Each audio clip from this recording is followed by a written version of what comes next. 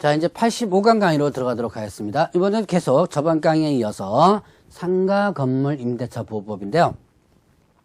자, 이 상가 건물 임대차 보호법에서 이제 주택임대차 보호법과 또 다른, 자, 계약갱신 요구 부분도 주택임대차 보호법에 없는 내용이지만 이 권리금 내용도 주택임대차 보호법에 없는 내용이고요. 이거는, 제 작년에 생겼던 부분입니다. 2015년 때 새롭게 들어온 내용으로서 사실 배우다 보면 뭔가 좀 이상해요. 엉터리로만 개정돼가지고 문제가 좀 많아요. 그러나 문제가 많더라도 법은 법이기 때문에 여러분들이 공부를 좀 해놓고요. 앞으로 개정된다고 하는데 언제 개정할지 모르겠습니다. 개정되면 그때 다시 한번 체크를 해서 한번 또 강의를 또 하도록 하죠.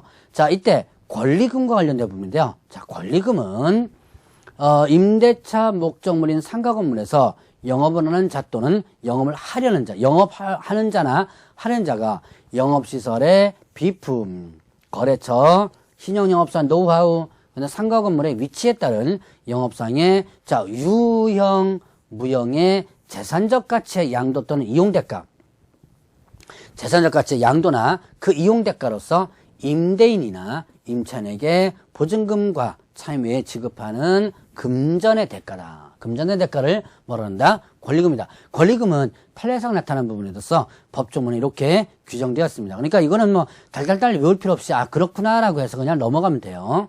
자, 그러면 권리금 계약이 있습니다. 자, 이 권리금 계약을 잘 보셔야 돼요. 계약의 주체자가 누군지를. 신규 임차인이 되려는 자가 임차인에게 권리금을 지급하기로 하는 계약이다. 자, 신규 임차인이 되려는 자가 임대인에게, 이렇게 되면 틀리죠. 자, 그때 임대인이 임차인에게 이렇게 하면 틀리죠. 자, 조심하시기 바랍니다. 누가 누구에게? 신규 임차인이 되는 자가 누구에게? 임차인에게 이렇게 된 거죠. 그 권리금을 지급하는 계약을 권리금 계약이라고 한다. 자, 그러면 이때 권리금의 회수 기회를 보호하는데요. 자, 임대인은 임대차 기간이 끝나기 3개월 전부터 임대차 종료시까지, 자, 3개월 전부터 임대차 종료시까지 권리금 계약에 따라 임차인이 주선한 신규 임차인이 되는 자로부터 권리금을 지급받을 것을 방해서는 안 된다. 임차인이 주선한 신규 임차인이 되는 자로부터 권리금을 지급받을 것을 방해서는 안 된다. 방해 금지가 끝나기 3개월 전부터 종료시까지예요. 자, 그러면 이때 누구가 임차인이 주선한 신규 임차인. 자, 여기서 임대인이 주선한 신규 임차인이 아닙니다. 임차인이 주선한 신규 임차인이 되는 자로부터 권리금을 지급받을 것을 방해서는 안 된다. 자, 그러면 이때 계약갱신 요구를 거절해서 사유의 어느 하나에 해당하는 경우에는 일단 제외한다 그러는데요. 그런데 이제 예를 들어서 계약갱신 요구를 거절한 사유, 대표는 뭐예요? 3개 차임 연체한 경우 이런 거죠. 예를 들어서 3개 차임을 연체하는 경우라든가 이런 경우는 일단은 방해도 된다는 얘기예요. 이 방해 금지 규정이 적용되지 않는 거죠. 자, 그러면 이때 금지되는 방해인을 보게 되면요. 임차인이 주선한 신규 임차인이 되려는 자. 누가 주선한 거예요? 임차인이 주선한 신규 임차인이 되려는 자에게 권리금을 요구하거나 누가? 임대인이 권리금을 요구하거나 임차인이 주선한 신규 임차인이 되는 자로부터 권리금을 수수하는 행위. 누가 하는 거예요? 그러니까 권리금을 요구하거나 수수하는 것은 누가? 임대인이 이렇게 하면 안 된다는 거죠. 임차인이 주선한 신규 임차인이 되려는 자로부터. 자, 그리고 임차인이 주선한 신규 임차인이 되려는 자로 하여금 임차인에게 권리금을 지급하지 못하게 하는 해. 자, 임차인이 주선한 자. 여기에는 임대인이 주선이 아니에요. 임차인이 주선한 신규 임차인이 되려는 자는 자로 하여금. 자, 이게 임차인이 주선한 신규 임차인 자에게 얘한테 권리금 주지 마. 이렇게 요구하는 거죠. 그렇게 해서는 안 된다라는 부분이에요.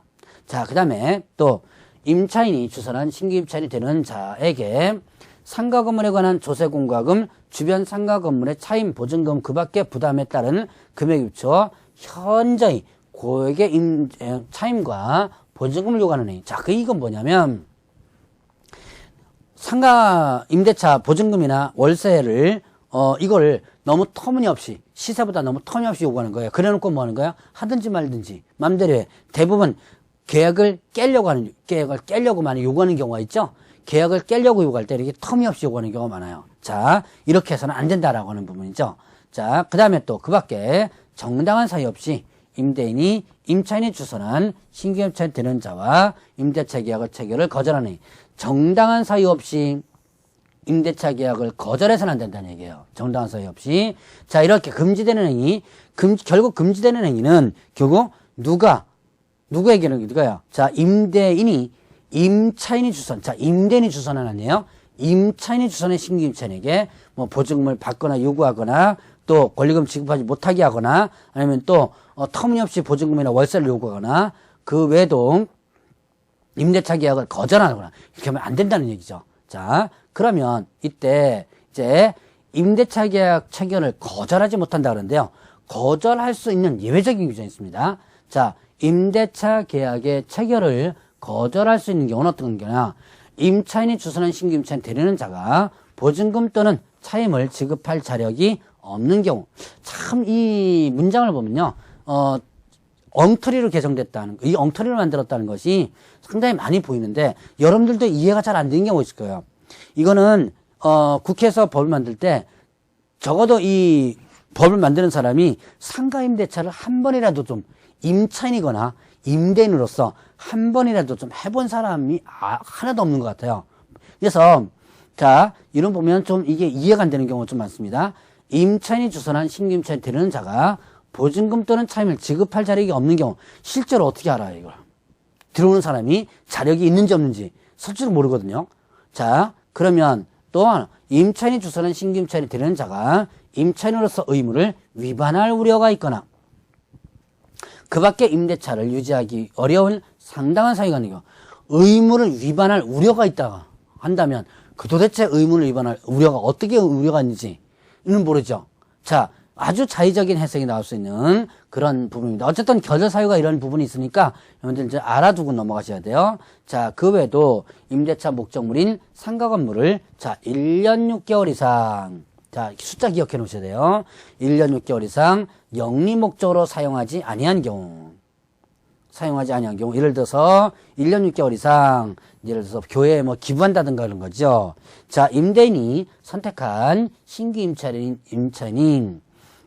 임대인이 선택한 신규 임차인이 임차인과 권리금 계약을 체결하고 그 권리금을 지급하는 경우 누가 선택한 신규 임차인이 임차인이 아니라 임대인이 선택한 신규 임차인이 임차인과 권리금 계약을 체결하고 권리금을 지급한다라고 한다면 일단은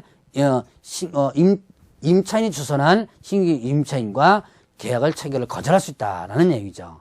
자, 그래서 이 거절할 수 있는 사유들 잘 한번 체크해 보시고요. 특히 이 숫자 1년 6개월 요거 어려운지 좀 조심해서 보시기 바랍니다.